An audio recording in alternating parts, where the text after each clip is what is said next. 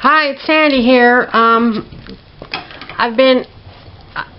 I scrapbook a lot, and I also do glue books because I'm caught up with my scrapbooking, and it's what I do between scrapbooking when I get my photo orders. A lot of people don't know what glue books are.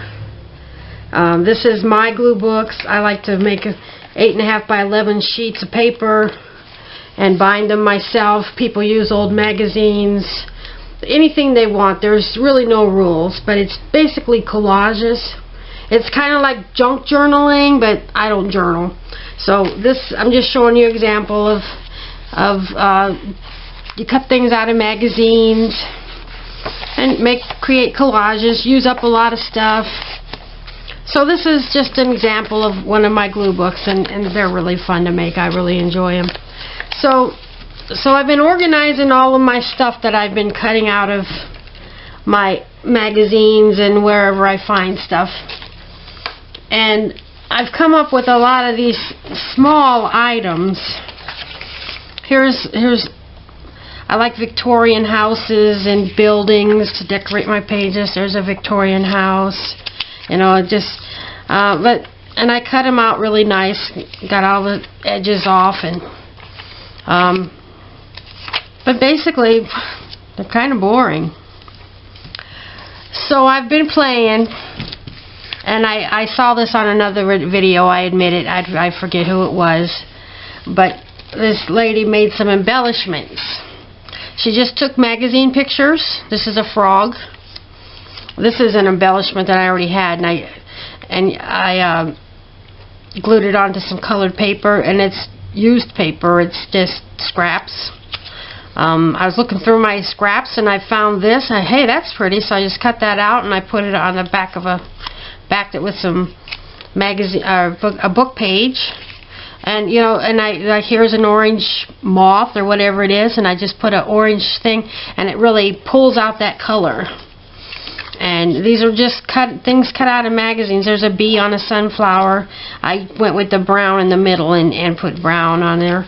A blue butterfly. I rarely see blue butterflies. I used orange on this one. And a lot of the pictures I got from Birds and Blooms, and I think, and a lot of them have these numbers on there, and then next to it would be a description of the photo, I think, but I think it makes it look like a stamp, you know, a postage stamp, so that's pretty cool. So I've been making these. I don't have a lot of butterflies. I wish I did. These are embellishments to decorate my glue book pages with, and they can be round. Here's a nest and a bird, and this little thing, and this is so much fun. There's a birdhouse. It just really comes to life, I think, with the colored edge on it, and it's so simple. It's just so simple. So I made all of these. These are my birds. And they just really come to life. And this is just a boring little picture, but I put I took the red from the beak and put a little frame on there, and it just really came to life. Here's some blue jays. I guess they're blue jays. I'm not a bird expert, but put a blue background on there. It really brings out that blue. That brings out the bird's feet and beak, and this I used green on this to bring out the hummingbird's back. And this was just so much fun to make. And then I've got all of these flower pictures. They put a lot of, well, it's the blooms and birds, so they got a lot of flowers in there too. So I made all of these, and they just really come to life with some color. So I took colors from the pictures and used that color background, and it was just so simple to do. So I'm going to make a few for you. I got the flowers and the birds and the butterflies caught up, and so now I'm working on buildings because I love my Victorian buildings. I've got them in this little box for now, but I think that's going to grow. I never do anything small. I just get carried away and keep going and going and going. So I've already glued here's a purple house and purple roof, and these don't really have any colors that draw my eye. So I filled up this purple sheet of paper. And then I had a yellow house, so I got a yellow sheet and filled that up with things that are on yellow. Then I used a fresh sheet of paper, and I use paper cardstock, I don't care. And I like to use up my scraps and keep them under control, but I don't ever want to run out of them. So occasionally you got to use a full sheet of paper. I've been scrapbooking for 17 years, and this is all of my scraps. I put them in plastic bags. I got multicolored, black, brown, yellow, orange, red, pink, purple, blue, and green, and I put the solids in the back and the prints in the front. So I love playing with my scraps. I try not to let them build up. Anyway, so then I've got my fancy scissors, and I keep these hanging right on my desk. I've been making my videos here at the table in the family room. My desk is in the corner, but I've got these fancy scissors, and I got them hanging right on my desk, and I enjoy using them. So I line them up like this, and I just work my way across, and I even do a few straight edge. So I'll just grab a pair, and these are like a zigzag, and you got to make sure you get space between there so you can cut both sides, you know, both pictures without running out of space between. And I like the homemade look. It doesn't have to be perfectly straight or perfectly spaced.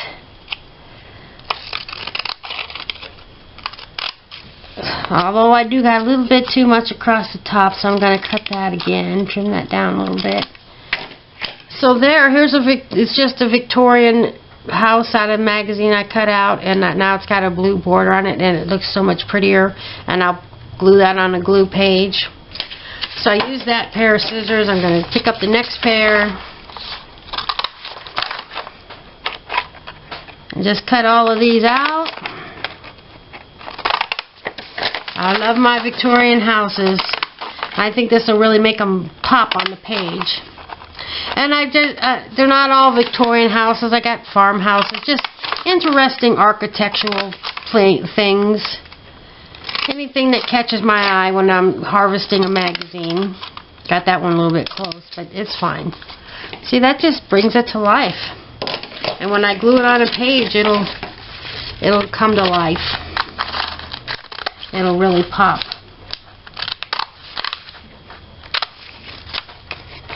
This pair I liked, and I'm actually using them backwards. This makes it looks like a postage stamp.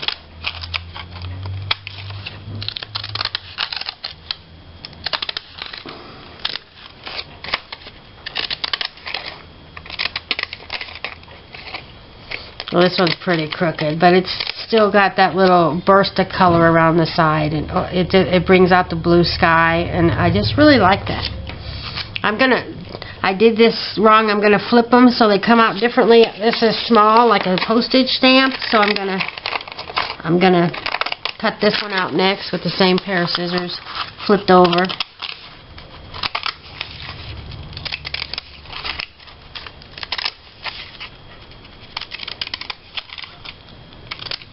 See, doesn't that look a little bit like a postage stamp? Well, not really, but I like it. Okay, I grabbed the next pair of scissors. And this is the same pattern, only bigger. And I did it again. I got it backwards. But it doesn't matter. It's just an interesting edge on there.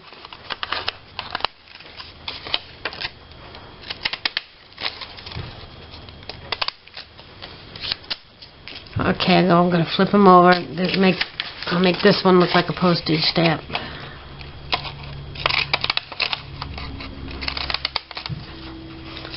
Some patterns on your scissors, you can get two different designs by flipping them over.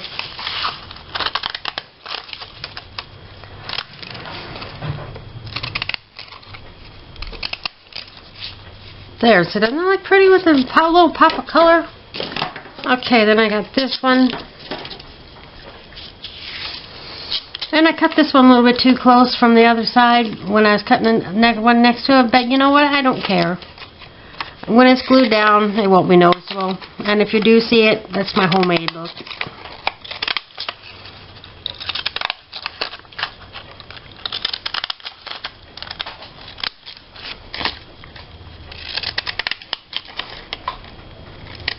So I've spent about 3 days now playing with my clippings, and I haven't done any glue books. I'll be starting on some glue books pretty soon. I'll be making a video of that pretty soon. Look how that blue looks good with that blue sky around that church. Okay, so that's all the blue. I say it all the time, I just love my Victorian houses. This is a little bit crooked. I don't care. That homemade look.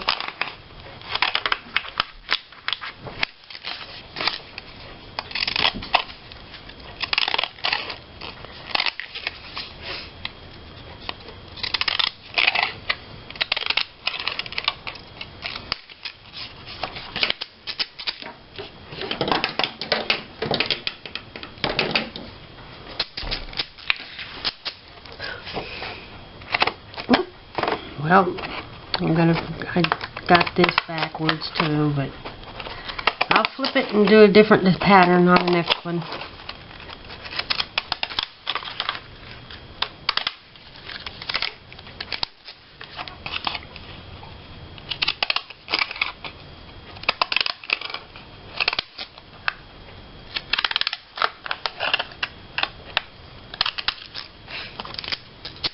See, that's got kind of a pointy edge on that, so I'm going to turn it over. I'll do this one now. Now this one has a little rounded edge. Reminds me of lace. A little bit.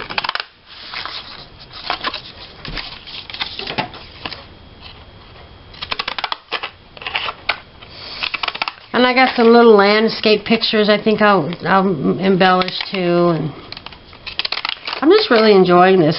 And they're practically free. I love using my scraps, and I make a lot of tags and borders, but I hardly ever use solid colors. So this gives me a chance to use my solid colors. Okay, now I got my straight edge scissors here. I'm just going to, you know, for variety, I'm going to give this one a straight edge. Just that little pop of color around the edges really brings these pictures to life. And then when I glue them on my glue book pages, they're going to look really good and stand out. Okay, we're going to start back at the beginning again. I got this little Victorian house.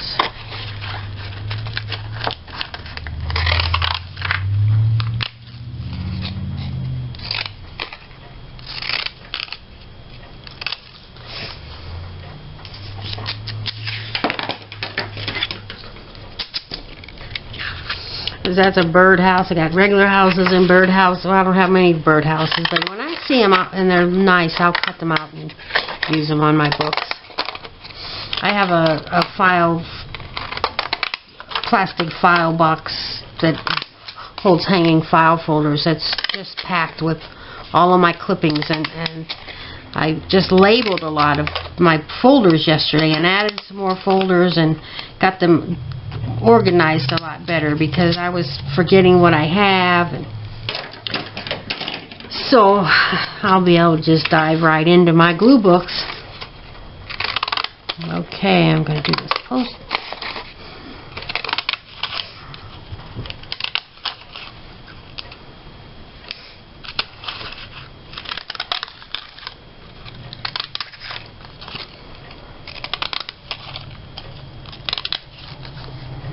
Look how that purple makes that roof just come to life.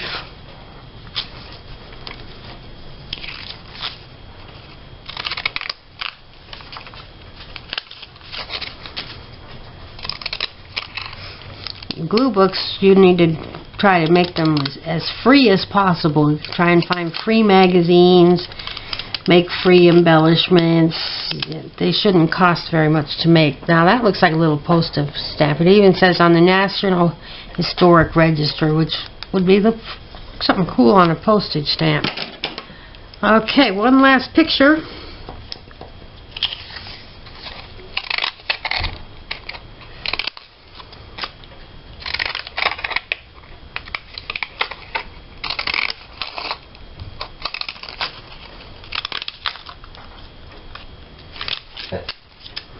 Get these scissors out of the way.